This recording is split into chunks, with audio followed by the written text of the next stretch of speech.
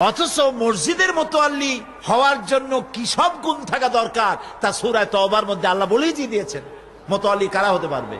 যারা একমাত্র আল্লাহ ছাড়া কাউকে বিশ্বাস করবে না এবং ইসলামকে পরিপূর্ণ জীবন বিধান যারা মনে করবে, মসজিদের মুতাল্লি সেক্রেটারি তারাই হতে পারে। এখানে প্রসঙ্গক্রমে বলতে হয়, আমার দেশের মসজিদের ইমাম আর মুয়াজ্জিন বাংলাদেশের সব থেকে নিগৃহীত অবহেলিত একটি কাজ তারা করেন।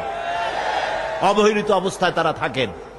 তাদের চাকরি রাতের বেলায় ঘুমায় আছে, সকালবেলা উঠে শোনে চাকরি নাই।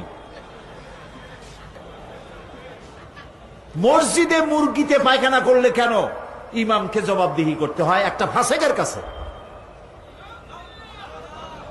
এজন্য পার্লামেন্টে আমি মসজিদের ইমাম মুয়াজ্জিনদের সার্ভিস রুলস জারি করার জন্য গভর্নমেন্টের কাছে দাবি করেছি।